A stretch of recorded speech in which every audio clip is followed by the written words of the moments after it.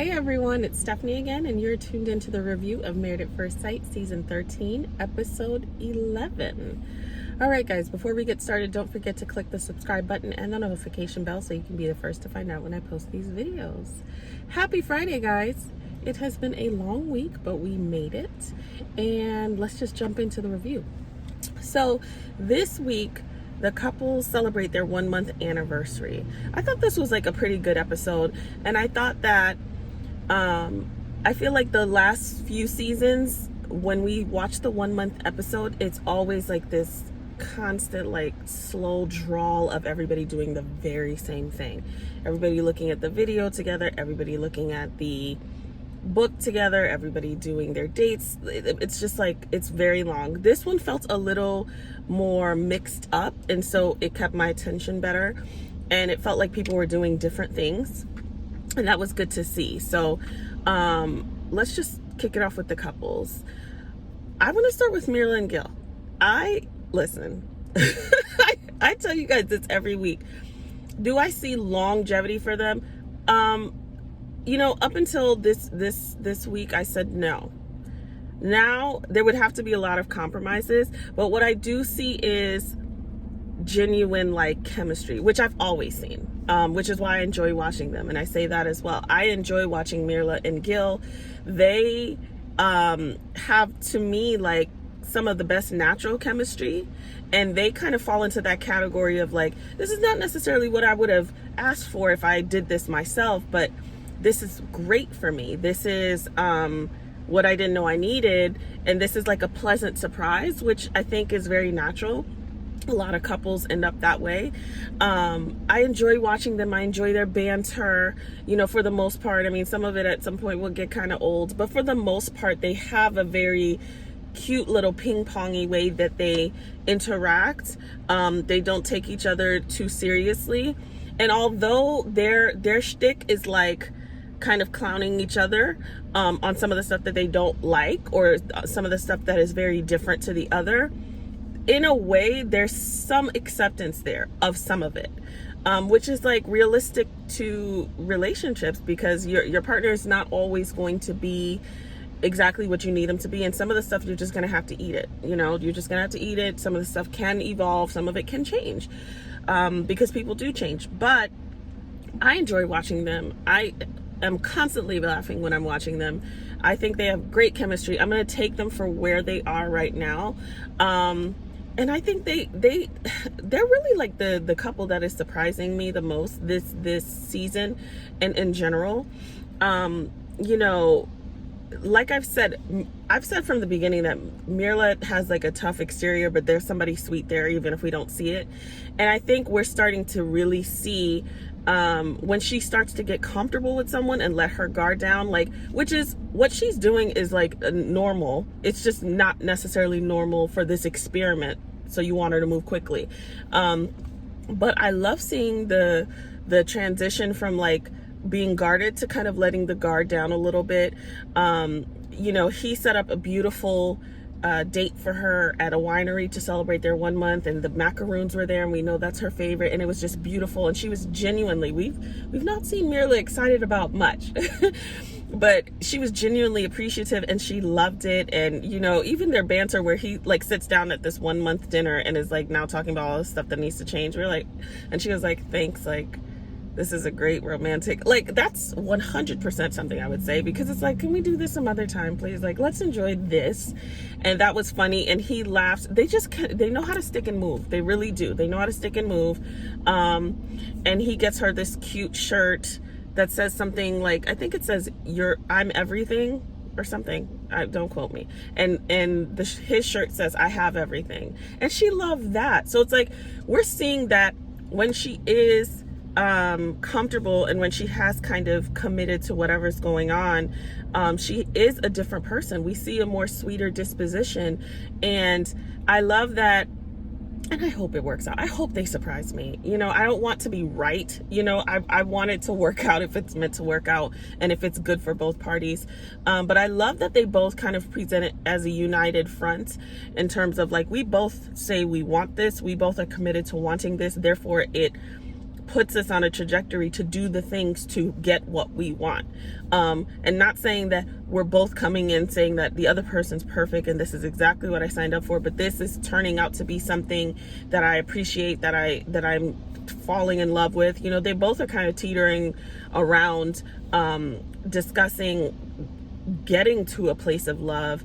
I love that Merla said the choice of loving someone, and that's really important, and that demonstrates a lot of maturity. We like to say the whole falling in love thing, but the commitment to love is a choice. It is a decision to, you know, the feelings are often like natural, and yes, we can kind of transition into that space, but the decision to love someone is very intentional, because you're going to have to continue to love them when they're not showing up the way that you want them to show up. So I love that she said that.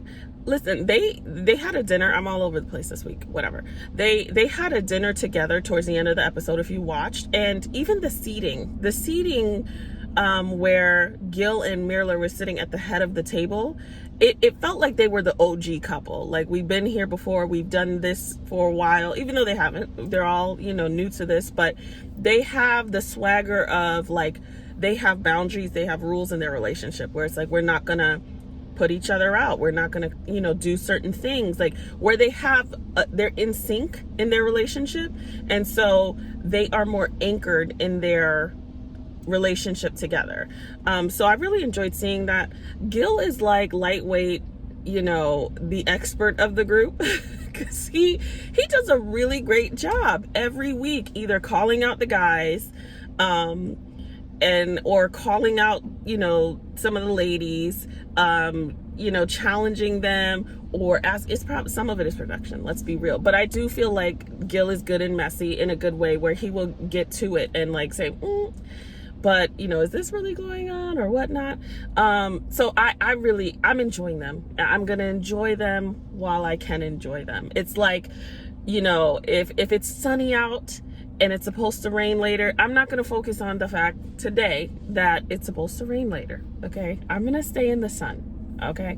So I love Merla and Gil this episode. I thought it was enjoyable to watch them.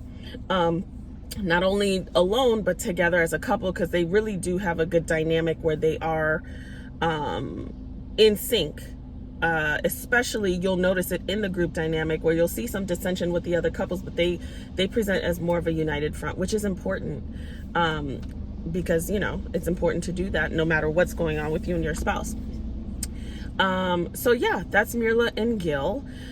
Next we have Zach and Michaela, and I thought it was a good transition to do Zach and Michaela, because Zach and Michaela, as well as Merla and Gil, did a salsa dancing class, which was like a fun experience and just fun to see, fun to do something different. You know, Gil loves salsa dancing. Merla, you know, she said I could do it too, and they're having a good time, and it's good to see them loose.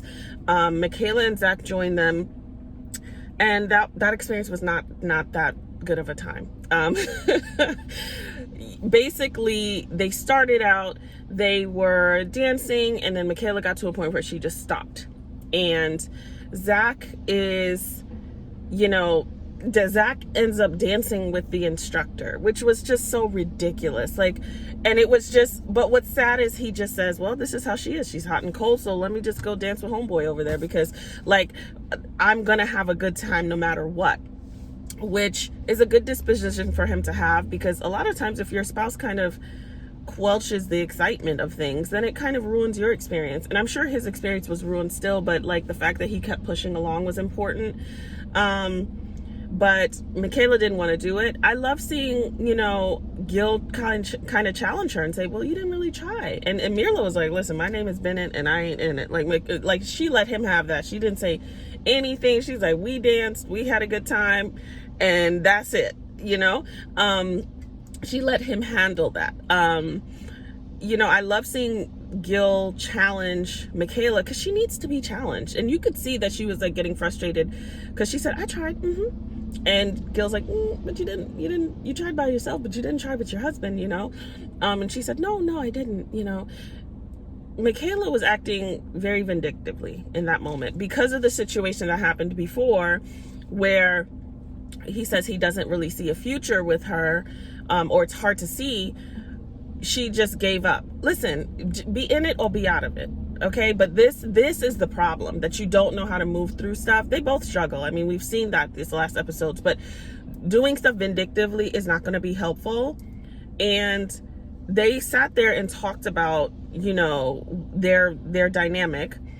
And he's saying, you know, no, I didn't see a future, but I'm hopeful. Like, if you're going to stay in it, then do things to be like seen. Do things to be seen in a different manner. She's saying, well, it's hard for me because these are the things that he said, so why keep trying? Well, then what are you doing? Because this is not shifting anyone's perspective of you. So for me, it was frustrating to watch, because it's like, here's another little tantrum, and it's a little vindictive. Well, you said that, so I'm not going to try. And Lord, I can't talk today. On Unfiltered, Zach was saying how they were having such a good time on the way there. So it kind of just like stopped out of nowhere, which was awkward. And he said, you know, I struggle to see a future, but I'm hopeful. He's still here. She couldn't get that for some reason. It was just like, well, I don't understand. And then, so Gil, I mean, thanks Gil, they need to put him on the payroll. He was like, I understand both sides. I understand how that could make you feel, but he's saying, and he said it so clearly, he's saying he struggles to see a future, but he's hopeful to see a future with you, and he wants to try. Like, what is the confusion about? Somehow, I mean, in the Twilight Zone of this episode, Michaela and Zach are happy again. They are happy. And it's like, I want to see genuine, like, let's move on, because a lot of marriage is that, like, you gotta, you know, stick and move might be my term for this scene, like this review. You gotta stick and move. Like, there's 1,000 things that you can get annoyed with when you're married, or things that come up out of your control, things that upset you. Everything can't be a thing. So you do have to learn how to address it, put it to bed, move on. Let's enjoy ourselves, or let's complete whatever. But it's almost like a Twilight Zone, almost like a, I don't know, like a hallucination that they all of a sudden are this couple who wouldn't change anything. They have their dinners. You know, she set something up for him. He set something up for her. It looks nice. They are happy. They wouldn't change anything. Why are we saying that? That's a lie.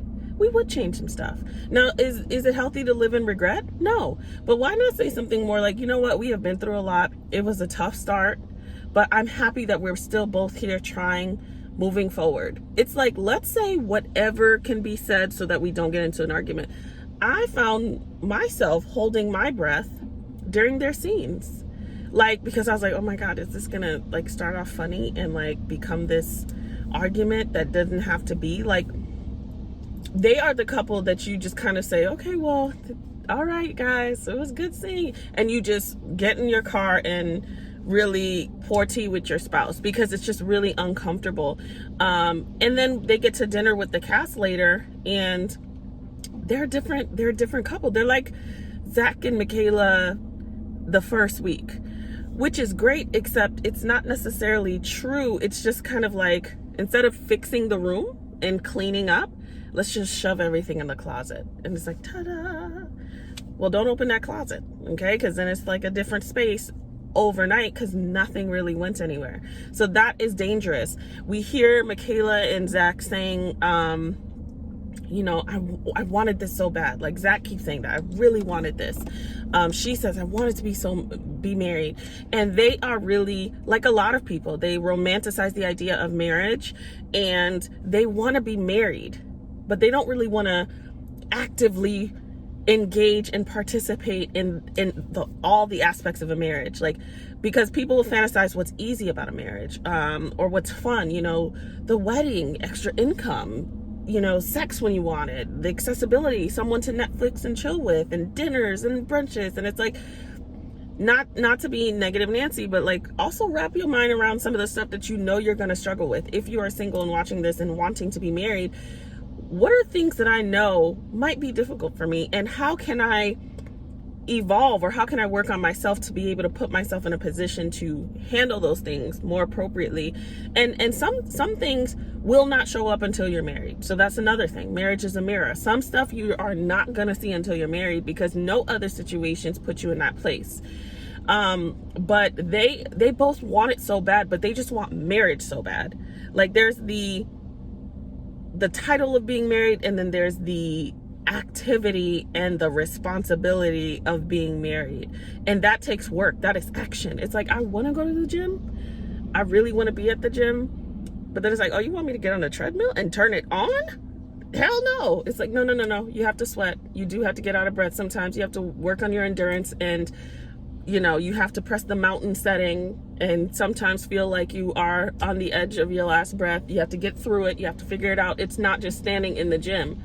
And that's what they're doing. I love being here, which means you just want to be here with anybody. Like, anybody can come along as long as they want to be in the gym with you, which is dangerous. That's how people end up in situations with people they don't really like, or don't really want to be with, or really don't want to be married. So they both need to grow up.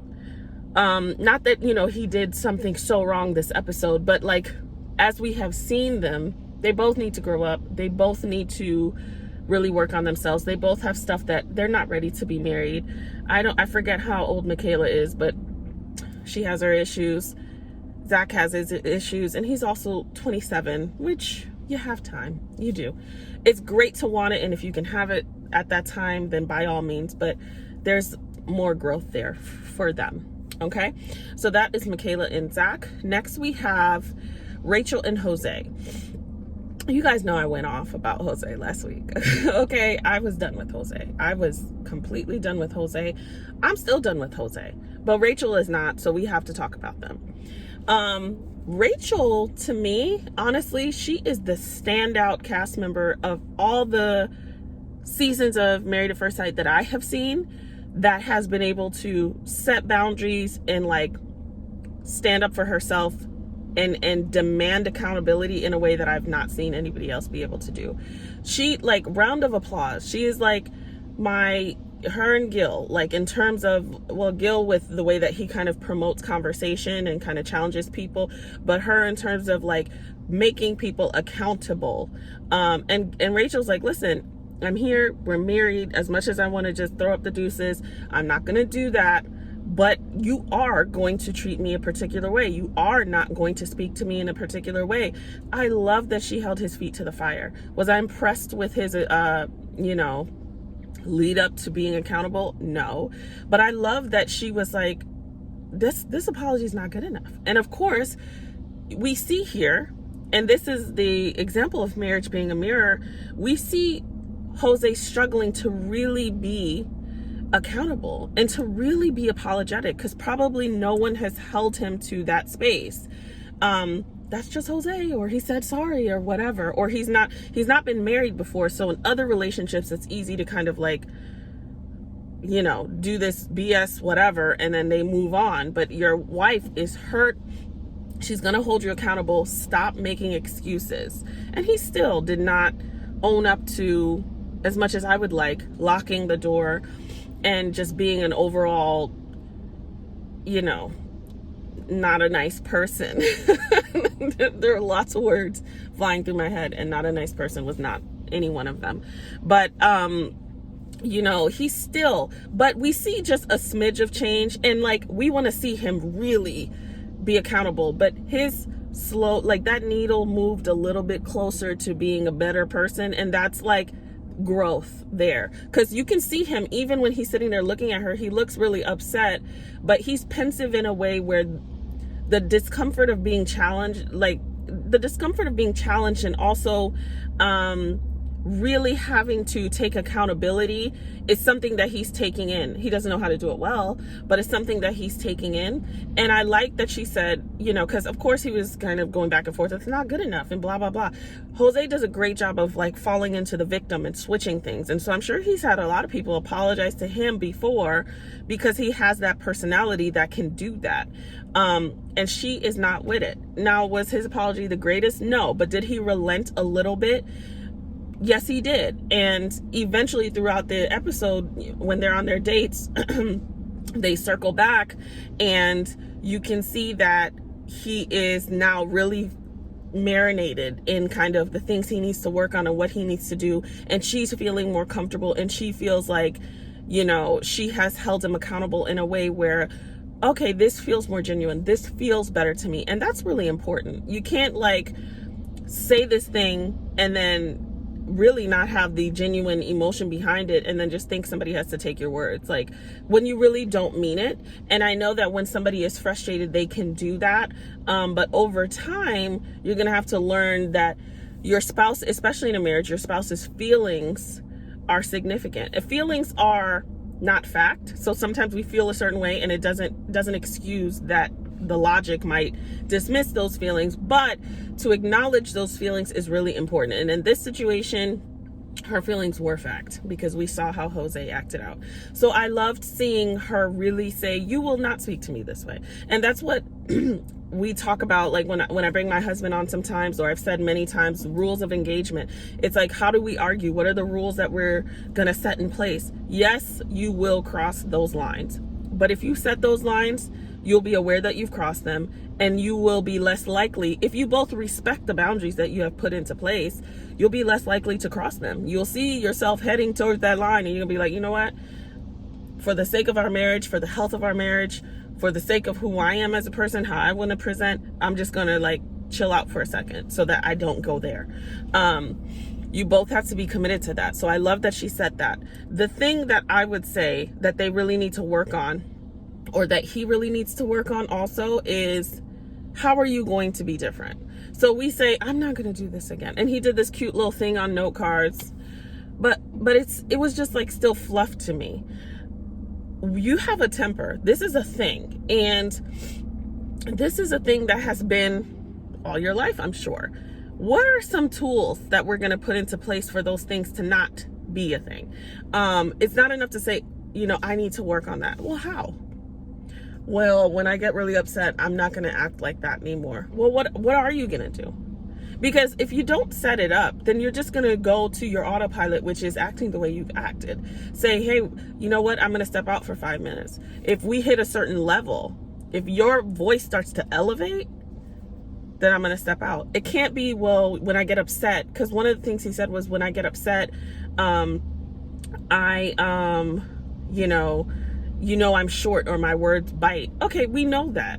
So, like, you're not the only one. How is it that other people can control themselves and you can't? So what do you need to do? Do you need to take an anger management class? Do you need to come up with a code word where it's pineapple, which means let's just stop the conversation so that I can gather myself before I go off? What are the things you're going to do? Don't tell me what you're not going to do again, because you don't really know that you're not going to do it if you don't have something to replace it. So that's really important. It's just like a diet. Hey, I like chocolate cake. Well, I'm not going to eat chocolate cake anymore. Well, but I like chocolate cake a lot. What am I going to put into place? Maybe a healthy muffin that feels like chocolate cake, but isn't that great? So now when I go for chocolate cake, I can go for the muffin. Boom. Similar simulation here, but in a healthier way. Like, if you don't have an option and you're just sitting there with the chocolate cake, well, guess who's going to eat it? I am. Because I like chocolate cake in real life. So, that is Rachel and Jose. I'm glad that she feels more comfortable. I'm glad that she said, hey, I probably shouldn't have held these things in. But also, I don't think she owes him her journal entry, the first couple of weeks. I feel like these are things she noted that, okay, let me put these things down here, the places that I'm struggling with. But I don't think her not telling him was an issue. But I think it's great that she says, you know what? I'm going to be more forthcoming when I have an issue rather than holding it back. So that is Rachel and Jose. Next we have Bao and Johnny. So, Bao and Johnny, they're one of my favorites, and they do have a lot of potential here. But Bao and Johnny really struggle with communicating well. I mean, I think when they do communicate well, they're great. Like, when they're good, they're great. When they're bad, they're awful, and we see areas of improvement for both of them. At the cast dinner, they were talking about where they were in their relationships. And we see that Bao kind of romanticizes the things that she thinks she's doing based on what she wants to do, but it's not really happening. And we see Johnny shut down. And then he goes and talks to Jose about what's really happening and how, like, what she's saying is not actually true. And he's really frustrated. I will say that I respect Johnny for not, like, going off on his wife or to his wife at the table. I respect him for saying, there's a lot that I want to say, but I want to say it to my wife first. Because you really do have to protect your wife or protect your spouse first. It's not in the best interest of your relationship to say things about your husband or your wife that they haven't heard before or that you guys haven't cleared just because we're in a group setting. And I love that everybody immediately respect that and said, okay, great. We respect that. I think that is good practice for a healthy relationship. But we know that Johnny has a tendency to kind of shut down and also, I wouldn't say explode. We haven't seen him explode, but he does get, like, fiery very quickly, and she doesn't do well with that. Here's another marriage is a mirror moment. Sometimes you do things for so long that you really start to believe your own BS, and you don't notice it until someone else is there to say, hey, you know, you can't really hide much in a marriage. I mean, people do, so let me take that back. But on a daily basis, there's a lot that you can hide when you're single that you can't when you're married. And I think that's the thing with Bao. Her significant need for presenting in a particular way is superseding her being, like, authentic. And he needs to call her out the same way that I think she needs to call him out when he's acting a particular way. He needs to call her out. She has probably, and I think they have stuff that they can work on if they had mediation or had, like, a real dialogue about, or someone to help them. She, you know, whatever, if Bao lives alone, she's been single, and she says, oh God, I make 3 or 4 gourmet meals every week. I don't know. Sometimes people get wrapped up in the story, the narrative that they've created, and then they forget that it's not real. Like, you're living in this fantasy. Lots of people can do that. And so here's this person who now lives with you who says, okay, well, you said you worked out 3 times a week, but you do not, you know, like, and you can say, oh, well, I park further and I walk. That you can make up whatever crap you want to make up, and nobody is there to call you out on it. And I think what will be really beneficial for Johnny and Bao is for him to call her out and say, hey, there are these things that you do, or you say you do, that you do not do, and you are presenting inauthentic, and it makes me not trust you. And he needs to really be deliberate about how he expresses that to her, so that she can see the way that she thinks she's presenting is not the way that she is. And that is the mirror that's held in her face. Why have you been kind of creating this aesthetic for so long that isn't real? And like, what do you need to do to face the music and to either become this aesthetic that you've created, or to be okay with who you are? You might be somebody who cooks a gourmet meal once a week, once every other week. And then maybe throughout the week it's salads and whatever. Maybe you cook, bake twice a month. But be true to who you are, because you lying about little things or presenting in a certain manner is very telling about, like, the discomfort in what is. And that's the problem. And your spouse is really there to help you grow. It's not supposed to be perfect. People are not supposed to be perfect. And therefore, with certain things, okay, this is an area where they can help each other grow. Just like she wanted, a certain thing from him, and she said it. He now needs this from her, and he needs to show her how she is really presenting, because she's clearly oblivious. And if she's not oblivious, nobody's calling her out on it. And who would? She's been single all this time. So this is something that they can work through. He needs to hold the mirror in her face, like she holds the mirror in his. The other part that I did notice also was when she wanted affection, and how she did kind of morph quickly into that little girl, like, touch me, touch me, touch me. And he was completely turned off by that. I definitely feel like they need to maybe seek, like, a sex therapist or something, just to kind of work out the kinks, because here they are having sex. They've already talked about how much they enjoy sex together, and there's these minute moments that trigger him in a particular way. There's this way that she may present that is comfortable for her but doesn't work. I feel like they need to work that out with a sex therapist, because that little girl in her, I don't think that's going to go away completely, and it may not need to go away completely if they're snuggling on the couch. But if you want to be touched to the mountaintop, well, the little spirit fingers, touch me, jazz hands, that's not really, that's not really going to work. That doesn't really that doesn't really make him want to climb to the mountaintop with you. And I get that, because I noticed that in that moment. So they need to kind of refine, and maybe that's something with her to work on too. There is a time and place for certain things, and at the end of the day, it might be the way she's doing something, but it isn't working for her spouse. So how do we define this? How do we make this work? What are some ways that we express that this isn't working, and in a way that doesn't completely ruin the mood, or you don't shut down immediately. I can't feel comfortable being me. There's lots to work in that whole scenario. So that was Bao and Johnny this week. I think there's stuff to work on. There is stuff to work on for sure. All right, last we have Brett and Ryan. So Brett and Ryan for me are just like sad to watch, because they're great. They seem very nice. Ryan is really trying to not hurt her feelings, and doesn't want to take advantage of her in terms of like moving forward and having sex and doing all these things, and not be committed to being with her. And right now he's not feeling it, and I feel like they're just trying to make something work, but there's a disconnect there, and so they're just kind of walking along, and it's just hard to watch, because you could tell they both want it. I don't even think I know she wants it with him, but I think she has grown. We know that Ryan doesn't really want it with her, but I think that she is growing to connect with who he is, and be more like, okay, well, he may not be my type, or this is not naturally as organic, but I'm really willing to make it work, and he's nice, and I like him, and blah blah blah. And so she's kind of like making this thing happen, and he is unable to do that. So we just watch them, we watch them do these things that can be nice together, like the movie theater, and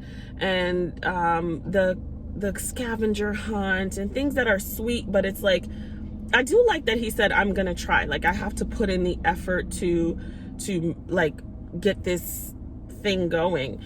It may not go anywhere though, and that's kind of where I feel for them. I've always felt like they were like steady, kind of floating around. Where they're floating to, I don't know, but I just don't have high hopes for them. And it's not because they've done anything so egregious either. It's just the vibe is not there. We see, unfortunately, that her dog passes, and she's really sad about that, but she still tries to show up, which was huge, to put your dog down the day, that morning, and still show up. She's showing her commitment to that, and he's talking to her and saying, listen, I'm here for you, and relating in a way where I understand how you feel, and I appreciate you even showing up, because like I've been there, and it's like they could be good friends. Right now they could be good friends. I don't have much more to say about them, because there isn't much to dissect here. It's just a thing that is not working right now. And it's not filled with drama or hatred or, dysfunction. It's just not working, because, he's just not that into her. It's really just that. So that's Ryan and Brett. I mean, remind me if there's something that I missed, you guys, but I don't really have much to say, so I'm not gonna hold y'all. So that's it. That is it. Once again, happy Friday. Let me know what you guys thought. Don't forget to subscribe and comment and share, and I will see you guys next week. Everyone have a wonderful weekend.